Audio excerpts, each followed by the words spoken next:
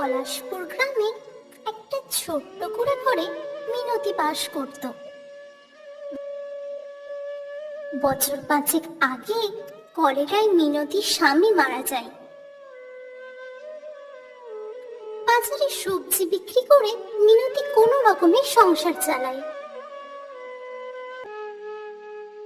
সকাল থেকে দুপুর হতে চলল, কিন্তু এখনো একটা খরিদ্দারেরও দেখা নেই। এমনি নুন ভাত খেয়ে দিন যায়, এখন তো দেখছি না খেয়ে মরতে হবে।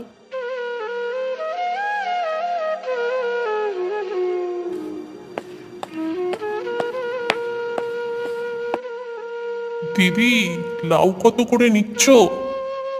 এই তো 10 টাকা করে ভাই। একটু বেশি দাম নিচ্ছ তুমি। না না ভাই, দেখো লাউগুলো ভীষণ ভালো আর টাটকা। দেখো, যদি 5 টাকা করে নাও তাহলে আমি 4টে লাউ নেব। কি আর বলবো, বেশ তুমি তাই দাও।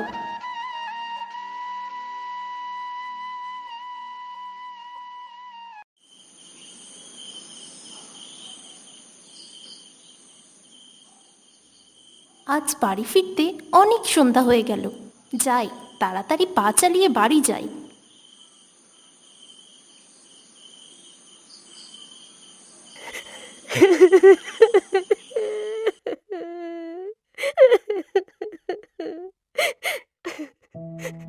কোথায় থেকে যেন কান্নার আওয়াজ আসছে, কিন্তু আশেপাশে কাউকে তো দেখছি না।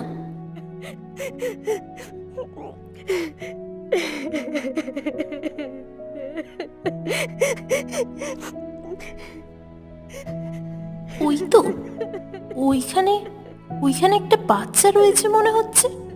যাই, গিয়ে দেখি।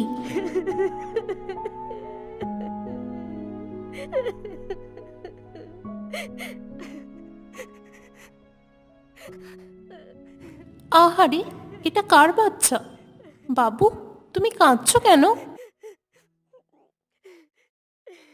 কোনো মানুষ কি করে পারে এমন ফুটফুটে বাচ্চাকে রাস্তায় ফেলে চলে যেতে? কিন্তু আমি যদি ওকে ফেলে চলে যাই, তাহলে তো ওকে শিয়াল কুকুরে ছিঁড়ে খাবে। না না, আমি ওকে আমার সাথে করেই নিয়ে যাই। আমারও তো কোনো সন্তান নেই, আজ থেকে না হয় এই বাচ্চাটাকে আমি নিজের সন্তানের মতন করেই বড় করব। কোনো রকমে দিন ঠিক চালিয়ে নেব।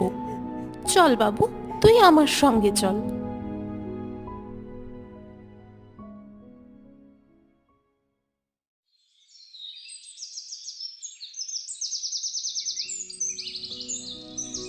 নে বাবা, এই চিড়েমুড়িটুকু খেয়ে নে। তোকে যে ভালো মন্দ কিছু এনে দেব, সেই সামর্থ্যটুকুও যে আমার নেই। কাল আমি তোর জন্য মাছ ভাত রান্না করে দেব। নে বাবু, খেয়ে নে এটা। ও মিনতি, আছো নাকি বাড়িতে? আসুন আসুন দিদি, কতদিন পর এলেন আমার বাড়িতে। বসুন বসুন। আমি এখানে বসতে আসিনি, লোকমুখে তোমার ব্যাপারে যেটা শুনলাম সেটা নিজের চোখে দেখতে এলাম। কিন্তু এসে তো দেখছি লোকে তো মিথ্যা কিছু বলেনি। কি হয়েছে দিদি, আপনি কি শুনেছেন আমার ব্যাপারে? লোকমুখে শুনলাম তুমি নাকি জাতজ্ঞানহীন এক অনাথ বাচ্চাকে নিয়ে এসেছো। তা এখন তো দেখছি সবাই ঠিকই বলছে। আগে আগে দিদি, আমি কাল সন্ধেবেলা বাজার থেকে আসার পথে দেখলাম জঙ্গলের রাস্তায় বাচ্চাটা দাঁড়িয়ে খুব কান্নাকাটি করছে। ওইটুকু বাচ্চাকে রাস্তায় ফেলে এলে যে শিয়াল কুকুরে ওকে মেরে ফেলতো, তাই কোনো কিছু না ভেবেই ওকে আমার সাথে করে নিয়ে এলাম। কাজটা তুমি মোটেও ঠিক করনি। আমাদের এই সনাতন ধর্মের গ্রামে জাতজ্ঞানহীন এই ছেলেকে আশ্রয় দিয়ে। যাই হোক, গ্রামের মোড়ল মশাই যা সিদ্ধান্ত নেবে তাই হবে। দিদি, কতদিন হয়ে গেল স্বামী মারা গেছে, মা বলার মতন একটা সন্তানও নেই। তাই এই বাচ্চাটা আমার কাছে থাকলে একটু হলেও আমার সন্তানের অভাব পূরণ হবে। তাই কোনো কিছু না ভেবেই ওকে আমি নিয়ে এলাম। যত সব আদিক্ষেতা।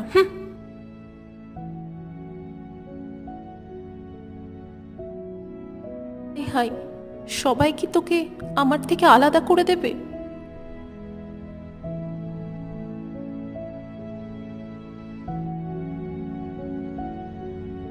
কারোর অনুমতি না নিয়ে শিশুটিকে তুমি নিজের বাড়িতে নিয়ে গেছো। না, কাজটা তুমি মোটেও ঠিক করনি। আমি আমার মাতৃত্ব বোধ থেকে এই শিশুটিকে আমার কাছে নিয়ে এসেছি। আমার তো কোনো সন্তান নেই, থাক না এই শিশুটা আমার কাছে। মাতৃত্ববোধ না চাই, ওইসব চালচুলোহীন ছেলেকে আমরা এই গ্রামে কিছুতেই থাকতে দেব না।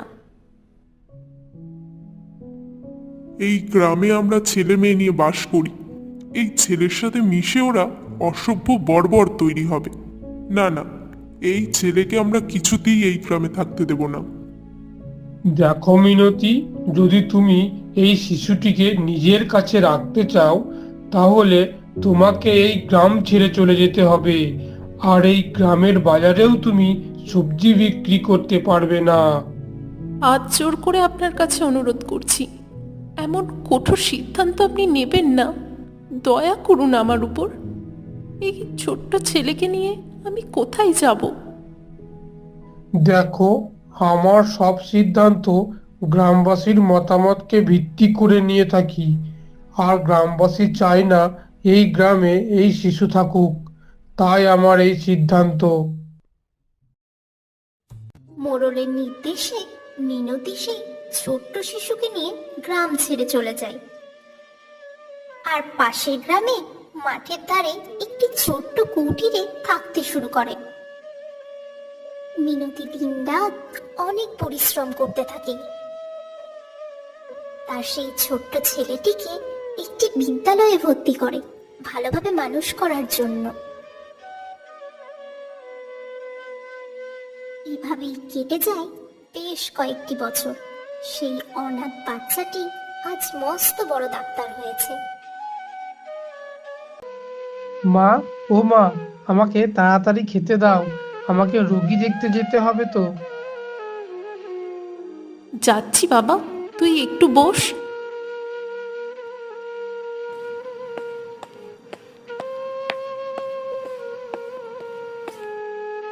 ডাক্তারবাবু, ও ডাক্তারবাবু, এক্ষুনি চলেন আমার সঙ্গে। মোড়ল মশাইয়ের যে বড্ড শরীর খারাপ। কি হয়েছে ওনার? ওইসব আমি বলতে পারবো নি, তবে জোরে জোরে শ্বাস নিচ্ছে আর কেমন জানি একটা করছে গো। ঠিক আছে, চলো আমি দেখছি।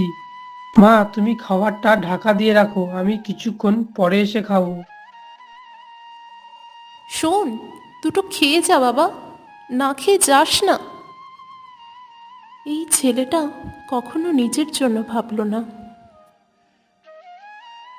ডাক্তারবাবু বেশ কিছুক্ষণ চিকিৎসা করার পর মোড়ল মশাইকে সুস্থ করে তোলেন। আর মোড়ল মশাই জানতে পারে এই ডাক্তারবাবু হলো মিনতির সেই অনাথ ছেলে। আমার মস্ত বড় ভুল হয়েছে, আমাকে ক্ষমা করে দাও। একদিন আমি মিনতি আর তোমাকে গ্রাম ছাড়া করেছিলাম, আর আজ তুমিই আমার প্রাণ বাঁচালে। ঠিক আছে, আপনি যে আপনার ভুল বুঝতে পেরেছেন এটাই অনেক। কিন্তু ভবিষ্যতে আর কখনো কারোর সঙ্গে এরকম ব্যবহার করবেন না। তোমরা আবার যদি এই গ্রামে ফিরে আসো তাহলে সবাই খুব খুশি হবে। দয়া করে আমার এই অনুরোধ রাখো। ঠিক আছে, আমি মাকে জানাবো। যদি মা আসতে চায় তাহলে আমি অবশ্যই মাকে নিয়ে আবার গ্রামে ফিরে আসব।